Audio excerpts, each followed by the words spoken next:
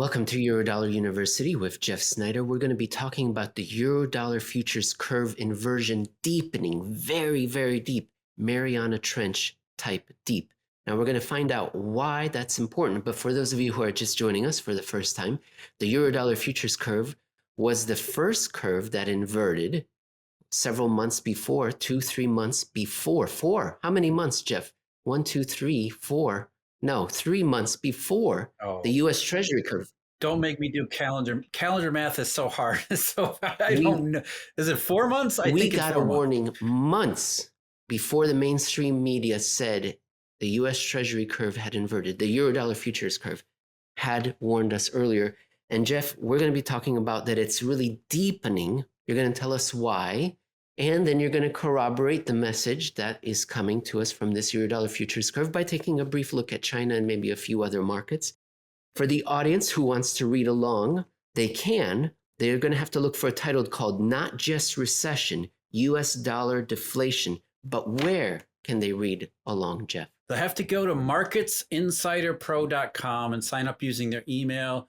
They get a package of research products free of charge for the time being. It's my stuff. You know, I have this weekly deep dive, which is the stuff I used to post on the blog. There's a new daily briefing product where we go over macroeconomic and market stuff that's going on every day. Steve Van Meter has got his market Momentum Timer Pro is available there, along with another oil and gas focused investment product from Tracy Schuchart. So marketsinsiderpro.com, sign up and get all this stuff for free for a limited time. You know, Jeff, I wish we could go back and redo that intro because I think the key takeaway from your article here is that it's not just a recession warning, right, Jeff? What's happening right now in the Eurodollar futures market seems to have transversed past the, hey, it's going to be a recession. It's concerning, Jeff. And you call it, let's see, the current curve is unprecedented in many respects. There's a 124 basis point inversion from peak to trough. That sounds like a lot. Is it a lot, Jeff? That's an enormous amount. It really is. You think about, we were talking about the first, as you said, in the initial Eurodollar futures inversion on December 1st, 2021. And it was a basis point. I remember. It was a single basis point. And we were like, we made a huge deal of it. I remember, Jeff. Wow. Now it's because it was a big deal. As we say, anytime a curve gets out of its upward sloping shape, it should grab your attention because it should be upward sloping. It needs to be upward sloping. Upward sloping is beautiful. Upward sloping is optimistic. Upward sloping is normal.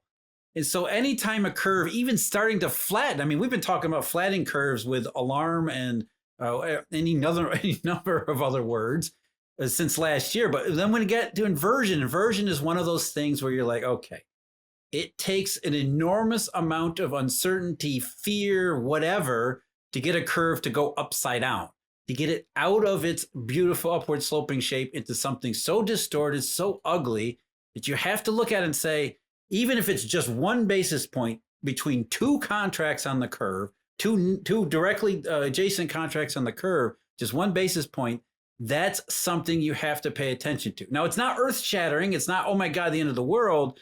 But it's saying something has gone from maybe there's a problem to, okay, there's now a problem.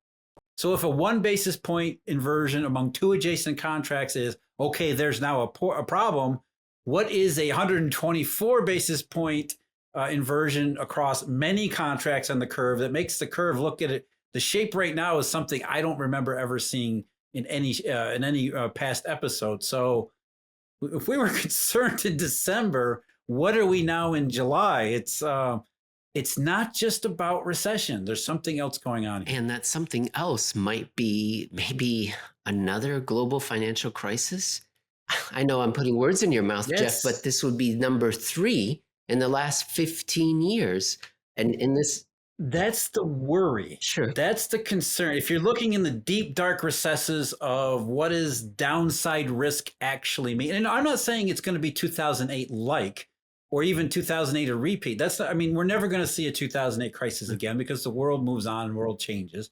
We're not going to see a rash of bank failures. Like there's not going to be another Lehman Brothers because banks, by and large, most of them have fortified their own balance sheets. The individual institutions will be fine, whereas the system as a whole suffers for the individual institutions fortifying their own balance sheet, which creates a different set of problems like those we experienced in March of 2020, which is why we've said, Emil, you've said this enough all the time too, that the standard of evaluating March of 2020 was not that we didn't see a repeat of Lehman Brothers. It's something very different. It's that the system broke down and came very close to becoming something even worse than it was. But for the grace of the Treasury market issuing Treasury bills in April by accident, maybe it would have become something worse. So what we're looking at here is not a replay of 2008, but something is potentially devastating in its own way. In its own way that we can't really predict at this current time because we don't really know all the intricacies, all the details behind all the shadow money stuff. We can reasonably guess. I mean, we've been talking about collateral, repo fails, obscene premiums on T-bills and all those things. So it's kind of familiar in the respect that we suspect the collateral shortage, we suspect Euro bonds and junk bonds and all those things. We don't have all the details, all the stuff that's going on behind the scenes.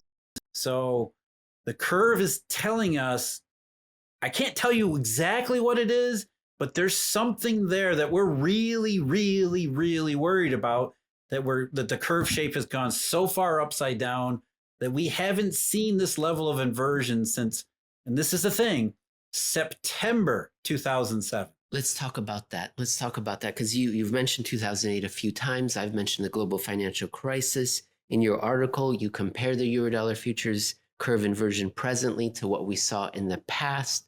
Let's talk about the volatility of that terrible global financial crisis. Tell us, how does this Eurodollar inversion compare to what we saw then?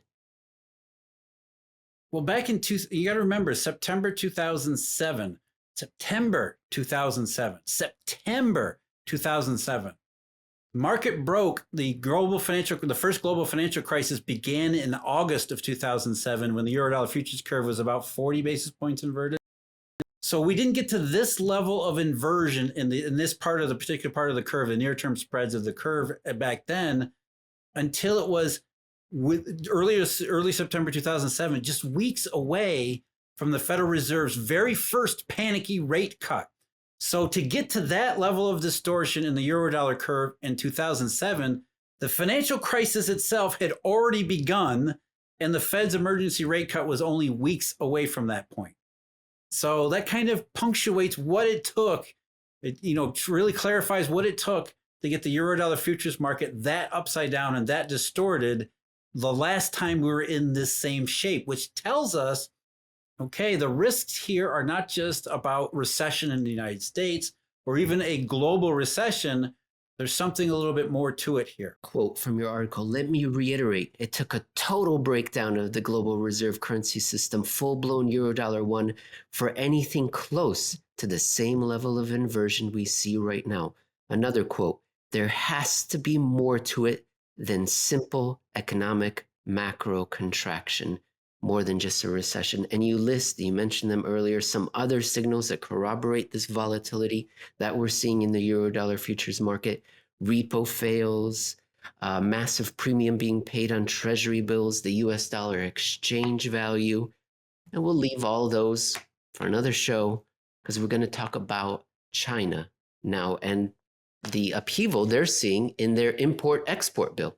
Volatility, right, Emil? And people ask us all the time what we're supposed to do about volatility. And the name of the game is always uncorrelated assets. So you have to look in other places to find uncorrelated asset classes. Something like high-end artwork. I don't know if there was a couple big art sales like Andy Warhol's Maryland, the Maclo collection. Those went for big money back in May of this year. Back when the markets were going haywire, including the bond market. The bond market was selling off. Yeah, we had these record sales in art. If you're really looking for uncorrelated asset classes as a way to shelter yourself from volatile markets, there's a company called Masterworks that offers a way to get into the high-end artwork. Exclusivity, scarcity are the names of the games behind uncorrelated assets. And they shared with us their data-driven strategies and their valuation methods that they use to find what they think will be artwork with the greatest potential for not just appreciation, but appreciation in any investment climate, which is why they only ended up buying about, 2.4% of all the artwork pieces that they analyze. So if you're looking for a serious way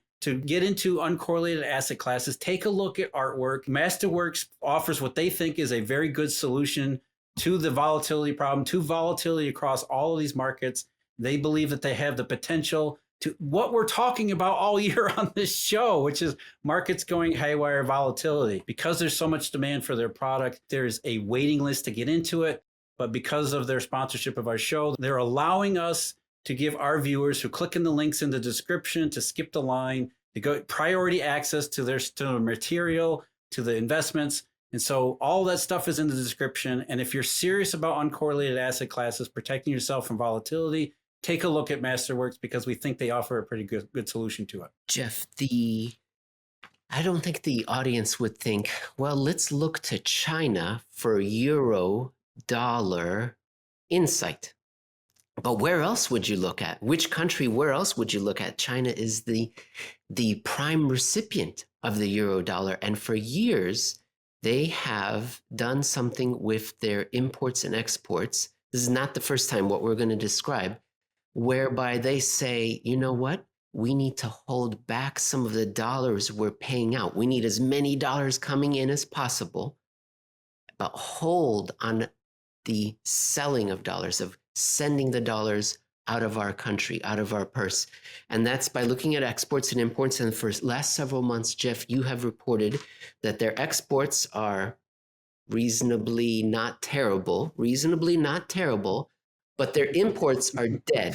That's a good term. Zero-ish, meaning money coming in, buying very little. That has a lot to do with, that impacts commodities, of course. But go on, you tell the story better than I can. Well, no, it's reasonably not terrible on exports, but suspiciously flat, thinking in the minds of a central planner, 0% growth or around 0% growth with some minor variations is a telltale sign of central planning, telltale sign of manipulation, and obviously an intentional policy. And as you just described, Emil, we look at China because China has the biggest dollar problem anywhere, maybe even including the US.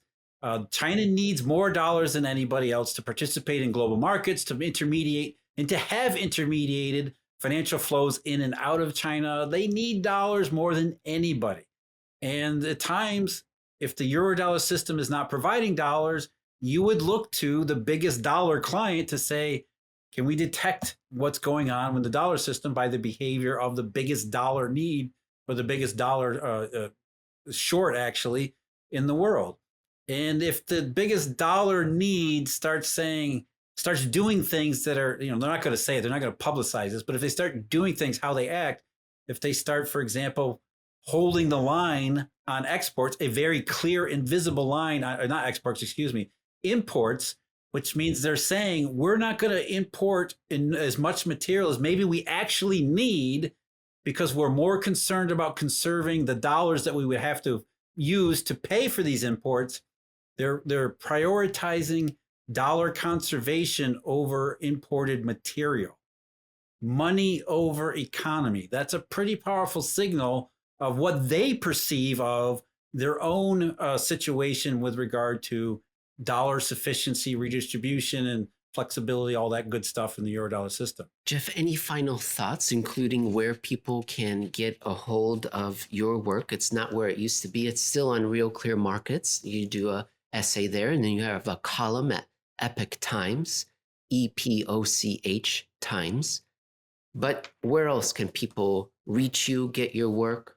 They can go to our home flagship page, which is Eurodollar University for both Emil and I, all the stuff about the show. There's membership opportunities where we'll have exclusive videos, exclusive content that will be available. They can find this research, again, as I said, marketsinsiderpro.com. Sign up there. There's other financial stuff available, other research products. If you're an investor looking for a portfolio strategy, portfolioshield.net. I'm working with Atlas Financial, Steve Van Meter. You can check that out there as well.